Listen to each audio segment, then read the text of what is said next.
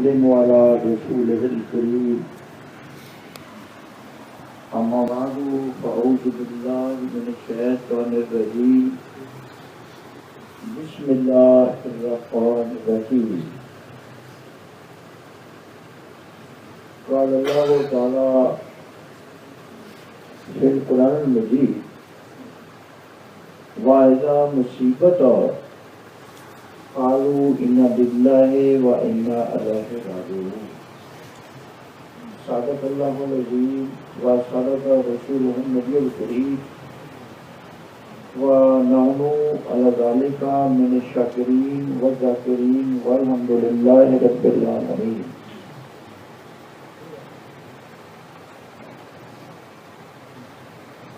معزز سامعین، جو آیت کریمہ تلاوت کی گئی ہے ارشاد باری تعالیٰ ہے کہ جب مصیبت آئے تو قالوا انا للہ و انا الیہ راجعون کہو.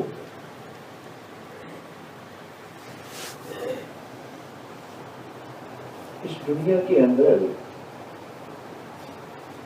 ہر وجود کو دو چیزوں میں سے گزرنا پڑتا ہے، دکھ میں یا سکھ میں، نعمت میں یا زحمت میں، عزت میں بھی ذلت میں بھی، خوشی میں بھی پریشانی میں بھی. یہ دنیا بنائی ہی اس پیٹرن پر ہے کہ دکھ اور سکھ میں سے ہر ایک نے گزرنا.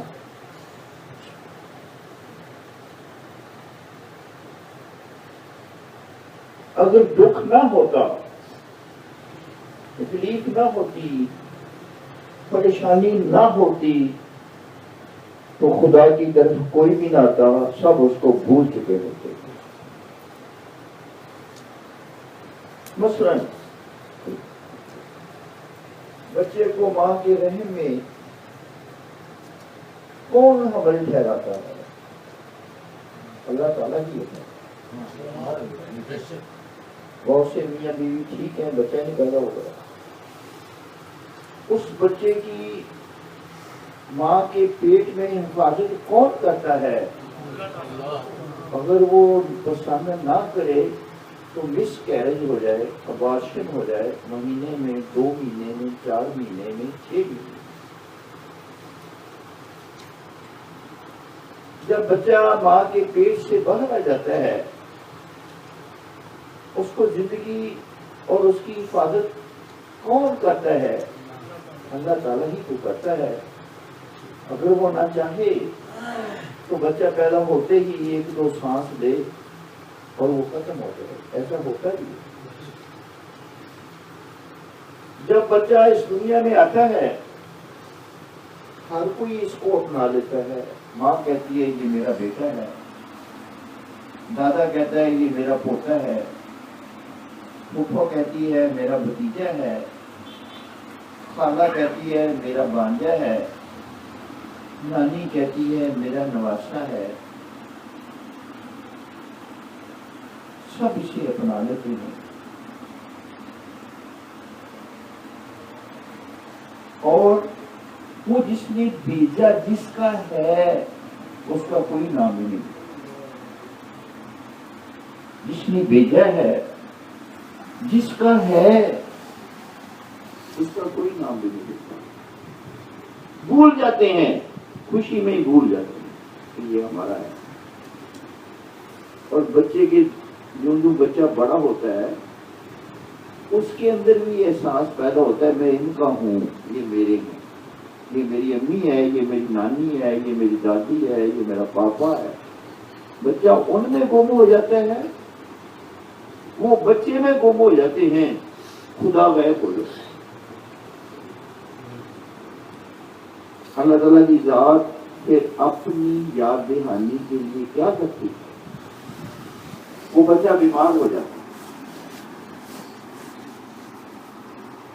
اس کی ٹریٹمنٹ میں مصروف ہو جاتی ہیں اہل خانہ. آغا خان لے جاتا ہے، کوئی نیشنل لیاقت ہاسپٹل لے جاتا ہے. جب سب ہاسپٹلوں کے چکر لگاتا ہے، ایک وقت آتا ہے ڈاکٹر کہتے ہیں بس اس کو لے جاؤ گھر پر دوائی کرو. پھر کیا کرتے ہیں؟ سب بیٹھ جاتے ہیں قرآن پاک کھول کر، کوئی کھجوریں بچھا کر آیت کریمہ کا ورد کرنا شروع کر دیتے ہیں، کوئی تلاوت قرآن پاک کرواتے ہیں، کوئی دعائیں منگواتے ہیں مساجد میں، کوئی خانے کعبے میں، کوئی پیروں کے پاس، کوئی علماء کے پاس، کوئی حلقہ احباب میں کہتے ہیں دعائیں کرو. وہ جو بوڑھا ہوا تھا وہ کس چیز نے یاد کروا دیا سب کو؟ مصیبت تکلیف نے. مصیبت اور تکلیف عطیہ خدا بندی ہے، اور قدرت اپنی یاد دہانی کرواتی ہے. تکلیفیں، مصیبتیں، دکھ، ناکامیاں، شکستیں، ذلتیں، نقصانات، مخالفتیں، ناکامیاں، کاروبار میں گھاٹا ہو جانا، نوکری سے فارغ ہو جانا، نوکری کا خطرے میں پڑ جانا، صحت ڈیمیج ہو جانی، والدہ کا بیمار ہو جانا، یہ وہ وسیع زنجیریں ہیں جو اللہ تعالیٰ بندے کے نفس کو پہنا کر رخ اپنی طرف کر. یہ جبر و قہر نہیں، یہ تو عشق و مستی ہے کہ جبر و قہر سے ممکن نہیں جہاں بانی. اگر یہ ظلم ہوتا تو سارا جہان مٹ چکا ہوتا. لیکن ہم دیکھ رہے ہیں کہ زلزلوں کے باوجود، سیلابوں کے باوجود، بیماریوں کے باوجود، جنگوں کے باوجود، قحط کے باوجود انسانی آبادی بڑھ رہی ہے. یہ جبر و قہر نہیں، یہ تو عشق و مستی ہے. جبر و قہر سے ممکن نہیں جہاں بانی. تیری ہر جفا عنایت، تیرا ہر ستم کرم ہے. یہ ستم نہیں ہے، کرم کا ہے. صاحب علم میں تکلیفوں میں ایک ہوتی ہے زحمت، ایک ہوتی ہے نعمت.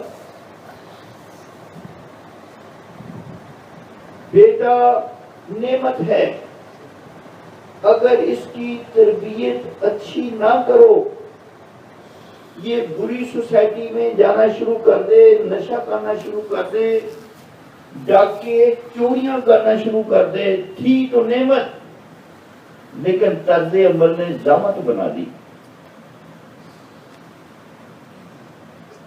گاڑی نعمت ہے، ایٹ دی ڈور سٹیپ آپ کو اٹھائے گی، جہاں جانا ہے وہاں پہنچا دے گی.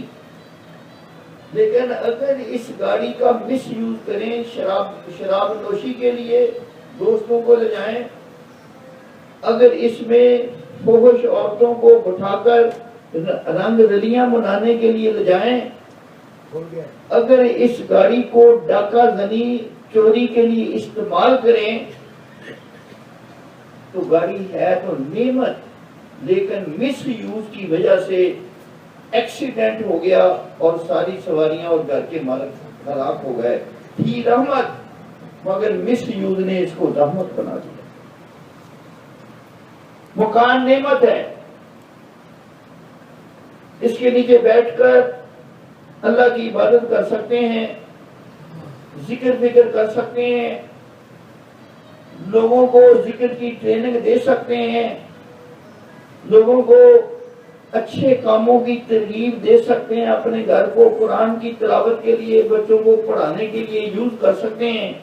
یہ نعمت ہے مکان. لیکن اگر اس کو مس یوز کریں، شراب نوشی کے لیے، ایڈلٹریشن زنا کے لیے، ڈاکہ زنی کا سامان چھپانے کے لیے، اچانک مکان کی چھت گر گئی اور مالک مکان اور اس کی بیوی اور بچے اس کے اندر آ کر ہلاک ہو گئے. تھی تو نعمت مگر مس یوز کرنے کی وجہ سے زحمت. زحمت جو نعمت خدا سے دور کر دے، خدا کو بلا دے، وہ نعمت زحمت بن جاتی ہے. اور جس زحمت میں، تکلیف میں، مصیبت میں آپ اپنے گناہوں کی توبہ کر لیں اور خدا کی یاد کی طرف بڑھ جائیں، وہ زحمت رحمت بن جائے. رحمت آئی، بیماری آئی، دکھ آیا، گھاٹا پڑا، ایکسیڈنٹ ہو گیا، لیکن آپ نے خدا کی یاد میں اضافہ کر دیا. بے نمازی تھے نمازی ہو گئے، بے شرع تھے باشرع ہو گئے، بد کرداری کرتے تھے اس سے توبہ کر لی. ہر وہ مصیبت جو خدا کے قریب کر دے وہ زحمت رحمت بن جائے. نعمت کو زحمت بنانا، زحمت کو نعمت بنانا، یہ انسان کے اختیار میں دے دیا گیا. اپنے طرز عمل سے نعمت کو زحمت بنا لیتا ہے اور زحمت کو نعمت بنا لیتا ہے.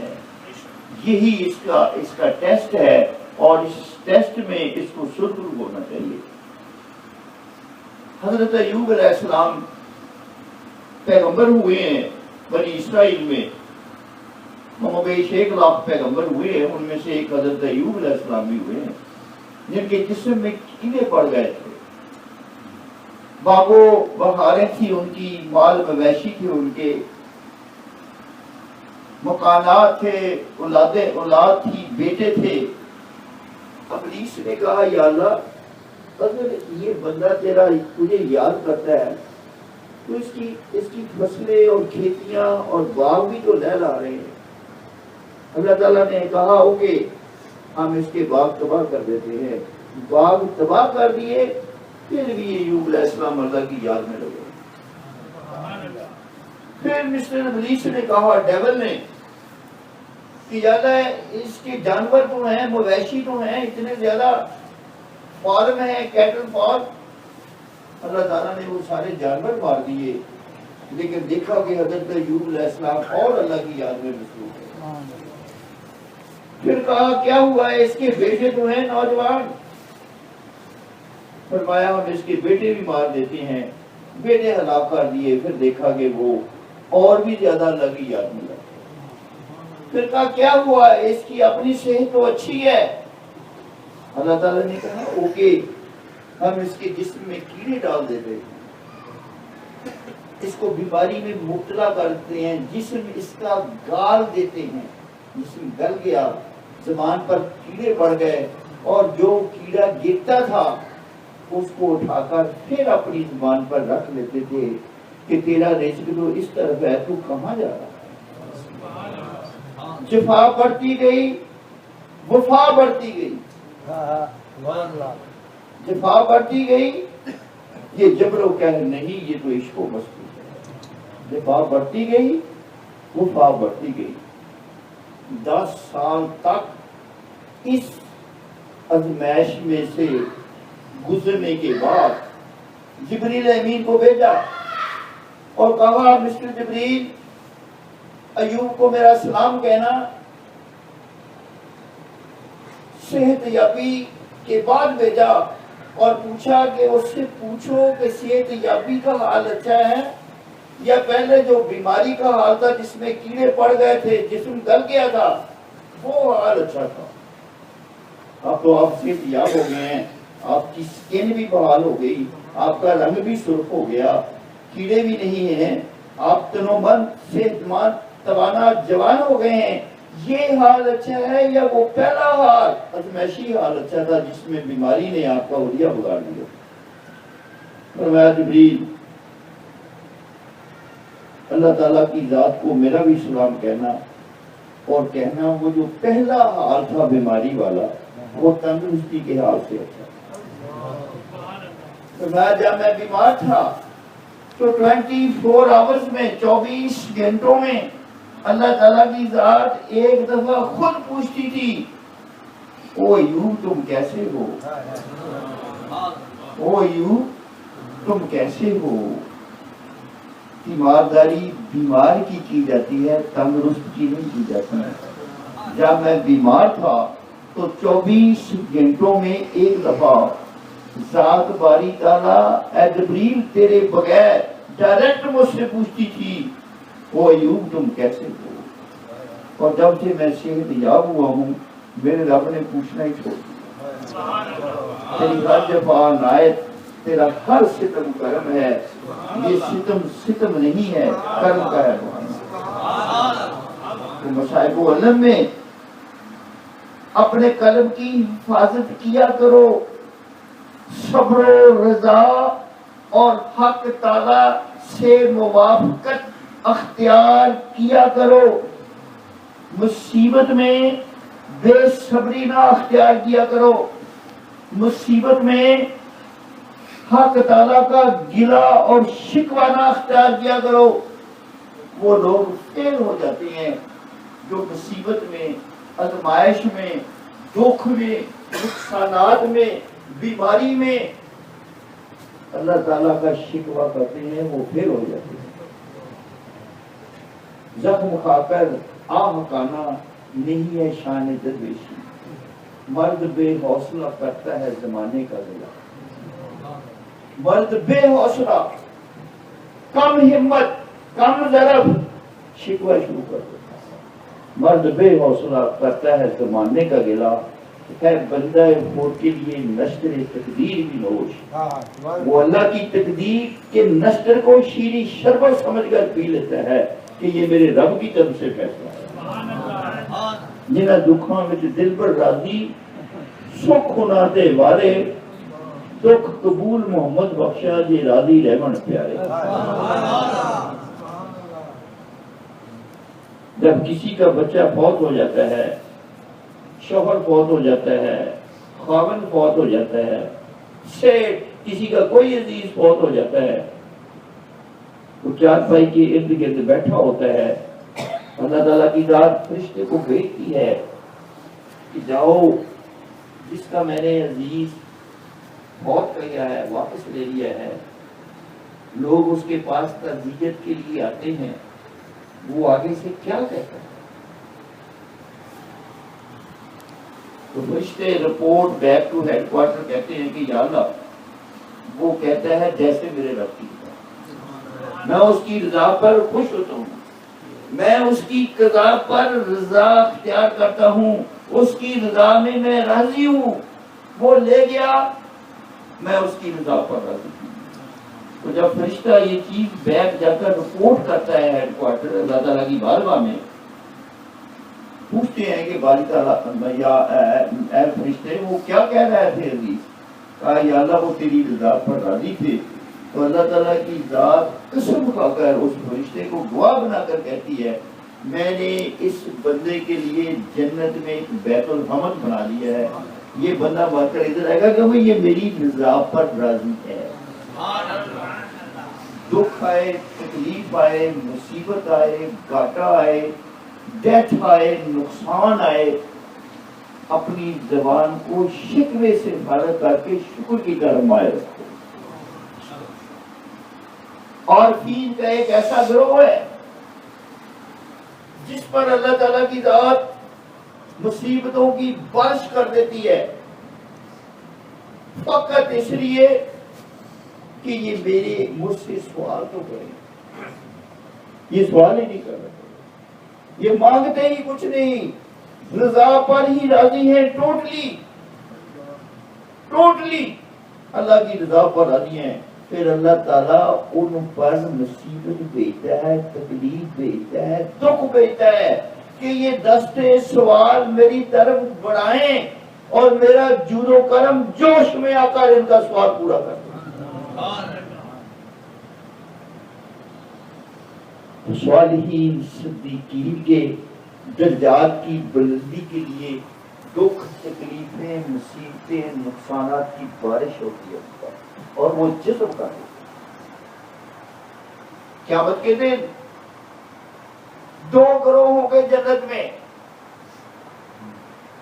ایک گروہ وہ ہوگا جنہوں نے یہاں بڑے اچھے کام کیے ہوں گے, گناہوں سے بچے ہوں گے, وہ جنت میں جائیں گے. اور دوسرا گروہ وہ ہوگا جنہوں نے اس دنیا میں اچھے کام بھی کیے ہوں گے, گناہوں سے بچے بھی ہوں گے, لیکن ان پر مصیبتیں, دکھ اور تکلیفیں بہت زیادہ آئی ہوں گی اور انہوں نے صبر اختیار کیا. قیامت کے دن یہ جو دوسرا گروہ ہے جس پر تکلیفیں آئی ہیں, بیماریاں آئی ہیں, مصیبتیں آئی ہیں, نقصانات آئے ہیں, دکھ آئے ہیں, ان کے درجے یہ اونچے سٹیجوں پر کھڑے ہوں گے اور ان کے درجے بہت چمک رہے ہوں گے. وہ جو دوسرا گروہ پہلا ہے جن پر دنیا میں کوئی دکھ ہی نہیں آیا تھا لیکن کام انہوں نے اچھے کیے, وہ کہیں گے یا اللہ ان کے درجے بڑے چمک رہے ہیں, ہمارے درجے اتنے چمک نہیں رہتے. تو ذات باری تعالیٰ کہے گی ہاں ان پر میں نے دکھوں کی بارش کی تھی, انہوں نے آگے سے صبر اختیار کیا اور آج ان کے درجے دیکھنے کے قابل ہیں. آپ لوگوں کو کی طرف میں نے تھوڑی سی تکلیف بھیجی تھی, آپ نے شور مچا دیا, میں نے تکلیف کو واپس لے لیا, اس لیے درجے نہیں چمک رہے. تو مصائب و الم, دکھ اور تکلیفیں یہ وہ کیپسول ہیں, یہ وہ کیپسول ہیں جن کے اندر حق تعالیٰ کی رضا, خوشنودی اور درجے بند کیے گئے ہیں, جس پر جتنے زیادہ دکھ آتے ہیں اور انہوں نے جتنا زیادہ صبر کیا اتنا ہی ان کے درجے بلند ہیں.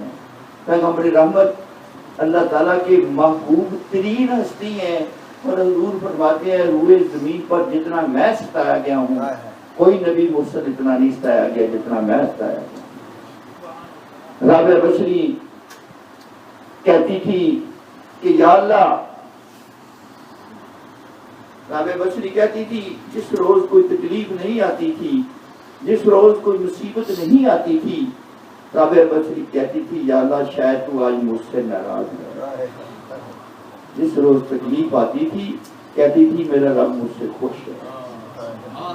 تو اپنے ضربوں کو, اپنے ویژن کو, اپنے نظریے کو بلند کرو, دکھوں میں سکھ اختیار کرنے کی عادت پیدا کرو, مصائب و الم میں رب کا شکر ادا کرنے کی صلاحیت پیدا کرو.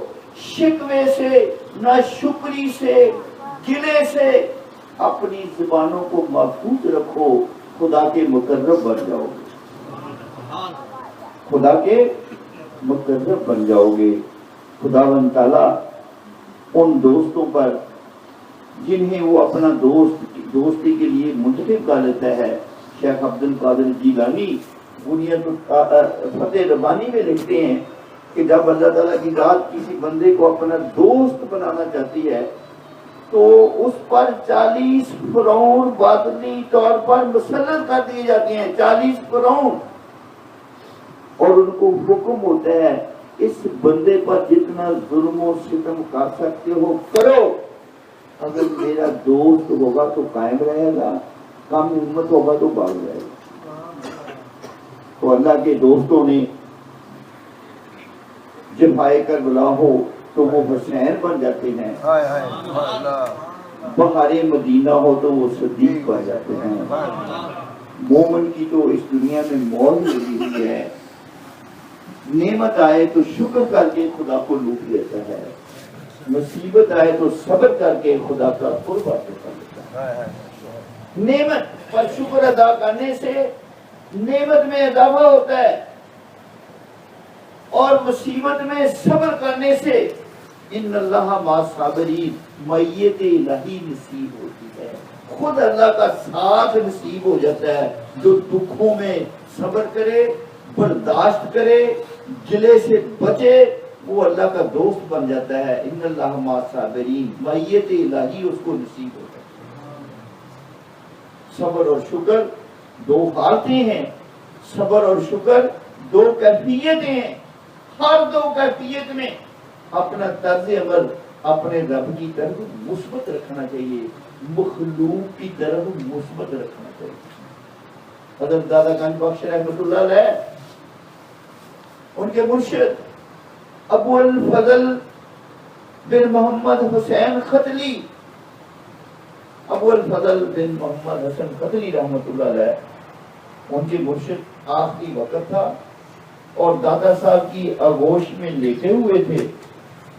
دادا صاحب نے تلخی زمانہ کا شکوہ کیا کہ قبلہ سائیں، جسے میں نے سکھ دیا اس نے ہی مجھے دکھ دیا، جس کے ساتھ میں نے بھلائی کی اس نے میرے ساتھ قبلہ سائیں برائی کی، جس کو میں نے عطا کیا اس نے مجھے محروم کیا، جس کو میں نے سکون دیا اس نے مجھے ستایا۔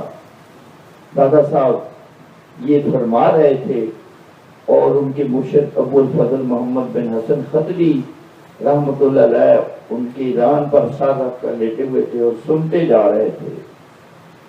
جب دادا صاحب خاموش ہو گئے، فرمایا او علی بن عثمان حجویری، بیٹا میں آپ کو ایک اصول کی بات بتاتا ہوں، اگر وہ آپ کی سمجھ میں آ گئی تو ساری زندگی مخلوق کا شکوہ نہ کرو گے، نہ رشتہ داروں کا، نہ دوستوں کا، نہ پڑوسیوں کا، نہ اپنوں کا، نہ بگانوں کا شکوہ نہیں کرو گے۔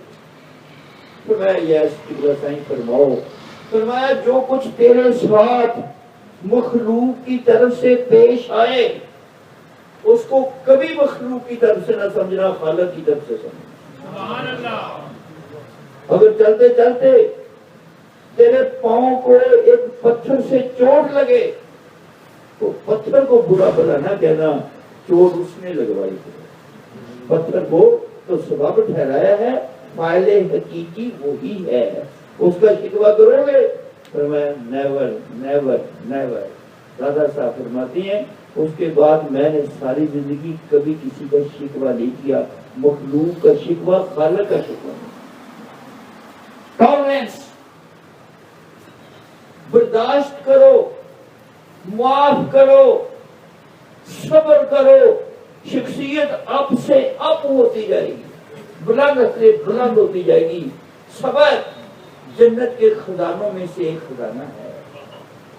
تمام اولو العزم انبیاء کی صفت رہی ہے کہ وہ صبر اختیار انہوں نے کیا۔ تو جو بندہ جتنا صابر ہوگا دکھوں، مصیبتوں، پریشانیوں میں، اتنا اعلیٰ انسان نکھر کر ابھرے گا۔ اور یہ وہ ان کے اندر وہ خزانے ہیں، تکلیفوں کے اندر، مصیبتوں کے اندر وہ خزانے۔